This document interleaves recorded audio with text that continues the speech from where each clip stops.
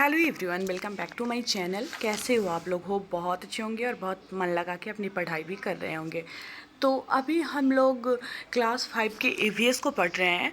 तो ईवीएस का अध्याय 6 तक हम लोग ऑलरेडी कर चुके हैं, जिसमें चैप्टर भी ख़त्म कर चुके हैं और साथ ही क्वेश्चन आंसर भी हम लोग कर चुके हैं।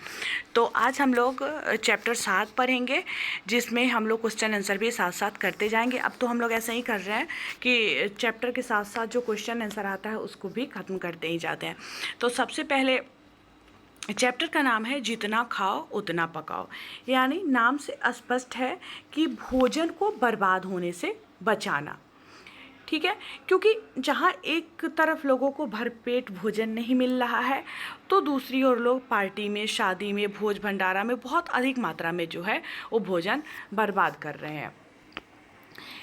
एक स्टोरी है, विनायक अपने हाथों में समाचार पत्र लेकर अपनी माँ के पास दौड़ा आया और बोला, मामा देखिए अखबार में क्या छपा है। विषाक्त भोजन खाने से 20 लोग बीमार, कई लोगों की हालत चिंताजनक। माँ झट से विनायक के हाथों से अखबार लेकर पढ़ने लगी। पूरा समाचार इस प्रकार था। शेखपुरा के रूपनी पोखर मोहल्ले में एक बारात आई हुई थी। बारातियों के स्वागत में कई प्रकार के भोज्य पदार्थ बने थे।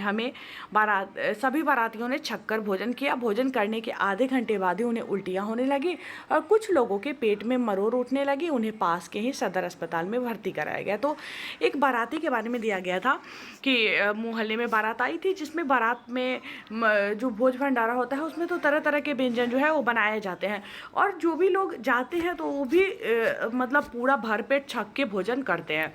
तो ऐसा ही हुआ। उसके बाद इन लोगों को क्या होता है कि उल्टी आने लगती है और किसी किसी के पेट में दर्द, मरोड़ ये सब आने लगता है। तो फिर उन लोगों को भर्ती करवाया जाता है। चिकित्सकों ने बताया कि विषाक्त भोजन करने से बारातियों की तबीयत खराब हुई है। खाद्य निरीक्षक ने खाद्य पदार्थों की जांच कर बताया कि नकली मिलावटी मसालों, भोजन में स्वाद के लिए रासायनिक पदार्थों के प्रयोग तथा दाल खट्टी हो जाने के कारण भोजन विषाक्त हो गया था, जिसे खाने से बारातियों की हालत गंभीर हुई। तो जब डॉक्टर के पास ले जाया जाता है सारे लोगों को जिनकी भी तबीयत खराब हुई थी, तो पता चलता है वहाँ जो खाद्य निरीक्षक थे वो उसकी जांच करते हैं, तो पता चलता है कि नकली मिलावटी मसाला, साथ ही जो भोजन का स्वाद बढ़ाने के लिए रासायनिक पदार्थों का उपयोग होता है। जिससे देखते हो हम लोग घर में जो खाना बनाते हैं उस खाने में, और जो हम लोग होटल से खाना मंगवाते हैं या फिर भोज में खाना खाते हैं, तो उसके स्वाद में बहुत ज़्यादा अंतर हो जाता है, क्योंकि स्वाद बढ़ाने के लिए उसमें बहुत सारे रासायनिक पदार्थों का उपयोग किया जाता है, जिसकी वजह से साथ ही अगर गर्मी होती है तो फिर खाना ख़राब भी हो जाता है, खट्टा हो जाता है, जिसकी वजह से भी विषाक्त हो जाता है।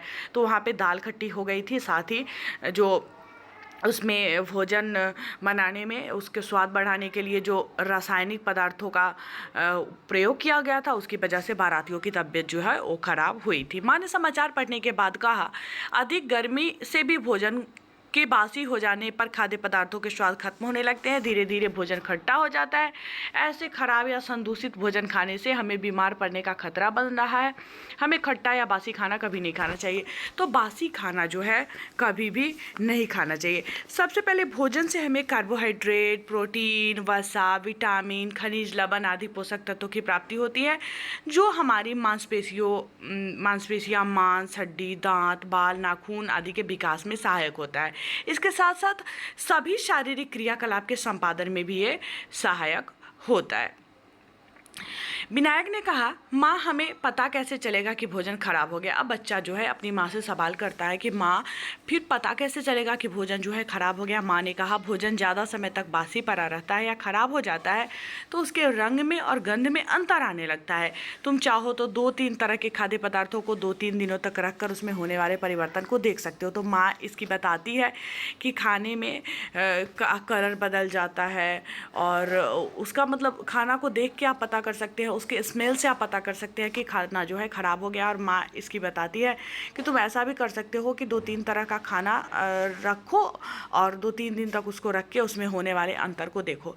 अब एक यहाँ पे मतलब 2-3-5 भोज्य पदार्थ का नाम दिया गया है, और इसको 2-3 दिन तक रखने के बाद होने वाले परिवर्तन का नाम और मतलब क्या क्या परिवर्तन हुआ उसके रंग में, उसके गंध में, लिखना है। जैसे दाल, तो दाल जब ख़राब हो जाता है ना, तो वो पूरा परिवर्तित हो जाता है, उसका रंग वो पीला पड़ जाता है, पीलापन हो जाता है। मतलब अजीब सा पीलापन हो जाता है, तो पीलापन कम होने लगता है। जैसे हल्दी डाले हुए हम लोग रहते हैं तो बहुत गहरा पीला रहता है, तो जब धीरे धीरे उसका पीलापन कम होने लगता है, अजीब सा पीला हो जाता है और महक जो है खट्टा जैसा महकते रहता है। सब्जी का भी रंग परिवर्तित हो जाता है और उसमें भी महक जो है खट्टापन का आने लगता है। रोटी जो है वो काला पड़ने लगता है और उसमें से महक अजीब सा आता है, बासी जैसा महक आने लगता है। चावल का उजलापन कम होने लगता है, वो भी अजीब सा पीला जैसा होने लगता है, गलने लगता है और उसका महक जो है वो बदल जाता है, उसका स्मेल अजीब सा उसमें आने लगता है। पाव रोटी के साथ भी काला या पीला ऊपर जाता है और उसका महक जो है अजीब सा हो जाता है। तालिका में दिए गए किसी एक पदार्थ में आए परिवर्तनों को देखने के लिए आपने क्या क्या किया वो लिखिए। दिया गया है कि कैसे मतलब परिवर्तन आया, उसको देखने के लिए आपने क्या क्या किया। तो क्या क्या कर सकते हैं हम लोग। तालिका में दिए गए खाद्य पदार्थ में से दाल को एक साफ बर्तन में 2-3 दिन तक रखकर छोड़ देंगे, या छोड़ दिया ऐसे लिखेंगे, क्योंकि ये पूछ रहा है कि क्या किया आपने। प्रत्येक 2-3 बार देखा करता था, यही प्रक्रिया मैंने जारी रखा। इसमें 2-3 दिन में मैंने दाल के रंग तथा गंध में काफ़ी परिवर्तन देखा। उसके रंग में पीलापन कम हो गया, दाल फदफदा गया, अजीब सा उसमें बुलबुला जैसा आ जाता है, फदफदा आ जाता है। उसके गंध में काफ़ी खट्टापन जो है वो महसूस होने लगा। विनायक ने कहा, अब मुझे समझ में आया कि लोग बासी खाना क्यों फेंक देते हैं, इससे तो पैसे और स्वास्थ्य दोनों की बर्बादी है। तो बच्चा को समझ में आ जाता है कि बासी खाना कितना नुकसानदेह होता है, तो बासी खाना इसीलिए लोग फेंक देते हैं। ठीक है। माँ बोलती है, हाँ, भारत जैसे देश में जहाँ बहुत बड़ी आबादी को दोनों समय भरपेट भोजन नहीं मिलता, वहाँ खाना खराब होना या बर्बाद करना एक तरह का अपराध है। खराब भोजन हमारे लिए अनुपयोगी हो जाता है। शादी विवाह भोज भंडारे में तो और भी ज़्यादा भोजन की बर्बादी जो है वो होती है। विनायक ने कहा, तब तो माँ हमें हमेशा ताज़ा भोजन ही करना चाहिए तथा जितना खाना खा सके उतना ही खाना बनाना चाहिए। तो भोजन हमारे लिए कितना ज़्यादा आवश्यक है। जैसे वायु हमारे लिए आवश्यक है, वायु के बिना हम सांस नहीं ले सकते। जल हमारे लिए आवश्यक है, सब बहुत आवश्यक माने जाते हैं। ठीक उसी प्रकार भोजन भी हमारे जीवन के लिए बहुत ज़्यादा आवश्यक तत्व है। भोजन वह पदार्थ है जिससे हमारा शारीरिक और मानसिक विकास को ऊर्जा प्रदान करता है। इतना ही नहीं, मनुष्य को हर एक काम, जो भी काम हम करते हैं, उस कार्य को करने के लिए ऊर्जा की आवश्यकता होती है, जो हमें भोजन से ही प्राप्त होता है। भोज्य पदार्थ की उपलब्धता को आहार श्रृंखला को बनाए रखने में मदद करती है। इसके परिणाम स्वरूप पर्यावरण में हरे भरे पेड़ पौधे, जीव जंतु, पशु पक्षी एवं मानव जो है दिखाई पड़ते हैं। भोजन पदार्थों को की प्राप्ति जो है हम 2 रूप में करते, एक पादप उत्पाद हो गया और दूसरा जो है वो जंतु उत्पाद हो गया। तो इस चैप्टर का नाम है कि जितना खाओ उतना पकाओ, यानी भोजन को बर्बाद होने से बचाना। क्योंकि अभी हम लोग पढ़ रहे हैं कि हमारे इंडिया में बहुत से लोग ऐसा है जिनको भरपेट भोजन नहीं मिल पाता है। दूसरी ओर हम पार्टी, शादी, भोज भंडारा में बहुत अधिक मात्रा में भोजन बर्बाद करते हैं। इन सभी अवसर पर बचे हुए भोजन को यदि लोग खाते हैं या फिर भोजन को छक्कर करते हैं, यानी बहुत ज़्यादा खा लेते हैं, ज़रूरत से ज़्यादा खा लेते हैं, या फिर अपने घर में बचे भोजन या कभी भोजन करने से हम लोगों में से किसी को उल्टी या दस्त शुरू हो जाता है या पेट दर्द हो जाता है, तो समझ लेना चाहिए कि भोजन जो है वो विषाक्त हो गया था, इसकी वजह से ऐसा हुआ है। आजकल बहुत ज़्यादा मिलावट किया जा रहा है, नकली सामान का उपयोग किया जा रहा है, मिलावटी मसाले हो गया, और इससे पहले भी मैं बताई हूँ कि जो रासायनिक पदार्थ होते हैं जो भोजन के स्वाद को बढ़ाते हैं उसका इस्तेमाल किया जाता है। फिर बासी भोजन या संदूषित भोजन हम कर लेते हैं, तो वो विषाक्त भोजन होता है जिससे हमारे स्वास्थ्य और धन दोनों को हानि होती है। जब हम बीमार पड़ते हैं तो फिर ठीक करने के लिए बहुत सारा दवा खाना पड़ता है, उसमें बहुत सारा पैसा वेस्ट होता है। तो इस तरह से हमारे शरीर को भी नुकसान होता है और आर्थिक रूप से भी नुकसान होता है। तो इसलिए हमें भोजन उतना ही पकाना चाहिए जितना खाया जा सके। ठीक है। यदि भोजन बच जाता है तो उसमें पानी की मात्रा निकाल देनी चाहिए, उसे ठंडी जगह पर या फ्रिज में रखना चाहिए। यदि किसी भोजन को लंबे समय तक सुरक्षित रखना है तो उसमें से पानी का अंश निकाल दिया जाता है। देखते हो ना, अचार मुरब्बा ऐसा बनाया जाता है तो उसको धूप में सुखाया जाता है ताकि उसमें पानी का अंश नहीं रहे। पानी का अंश उसमें रहेगा तो खाना जो है वो खराब होगा। तो इस प्रकार जनसंख्या वृद्धि, गरीबी, भूखमरी, भोजन और धन बर्बाद को ध्यान में रखते हुए हमें भोजन उतना ही बनाना चाहिए ना जितना भोजन का खपत हो सके, यानी जितना खाओ उतना पकाओ। ठीक है।